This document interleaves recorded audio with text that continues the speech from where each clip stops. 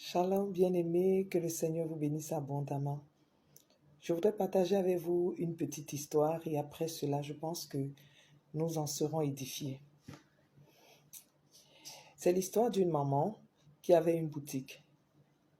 Et un jour, elle a reçu la visite, quand je dis visite, elle a reçu un jeune garçon qui avait faim et qui s'est arrêté à sa boutique et lui a demandé de l'aide. Lui a demandé de l'aide, qu'il voulait manger, il avait faim. Et cette maman, prise de compassion, a aidé ce jeune garçon et lui a donné à manger. Et ce garçon est parti. Ce garçon faisait partie d'un groupe de bandits. Il faisait partie d'un gang de bandits. C'est ainsi que quelques mois plus tard, cette maman rentrait de son lieu d'activité, elle rentrait chez elle et elle est passée par une ruelle dans la nuit. Et ce groupe de bandits se trouvait justement dans cette ruelle. Et ils ont décidé d'attaquer cette maman. Mais parmi ce groupe-là, il y avait ce jeune garçon qu'elle avait aidé et qui a reconnu cette maman. Et il a demandé à ses amis, à ses frères, de ne pas agresser cette maman, de la laisser partir.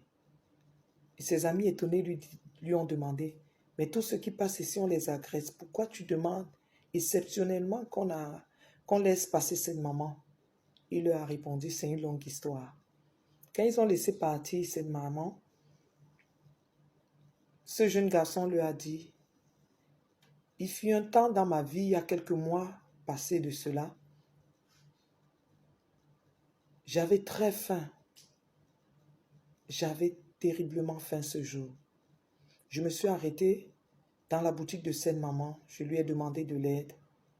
Et sans hésiter, cette maman m'a aidé. Elle m'a donné à manger, elle m'a assisté. Et aujourd'hui, je veux rendre l'appareil à cette maman. Je lui retourne l'ascenseur du bien qu'elle m'avait déjà fait, qu'elle m'a fait.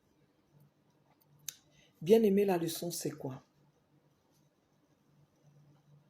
Dans la vie, vous savez, nous rencontrons plusieurs catégories de personnes. Nous avons des gens qui peuvent nous aider par un verre d'eau, en nous donnant un verre d'eau, une bouteille d'eau. Il y a des gens qui peuvent nous aider en nous aidant à transporter une charge, un sac que nous avons. Et il y a des gens qui peuvent nous aider de plusieurs manières. Aider, c'est aider. Faire du bien, c'est faire du bien. Et ça compte aux yeux de Dieu. Cette maman, en faisant le bien, ne savait pas où est-ce qu'elle allait récolter ce bien, comment elle allait récolter. Ce jour-là, elle ignorait que c'est à cause peut-être du bout de pain qu'elle a donné à ce jeune garçon que sa vie a été sauve par la grâce de Dieu. Bien-aimés, ne nous lassons pas de faire du bien. Ne nous lassons pas de faire du bien autant que nous le pouvons. Faisons du bien. Parce que nous ne savons pas où, comment et par quel miracle le bien que nous avons fait aujourd'hui nous sera rendu. Ou bien comment nous allons le récolter.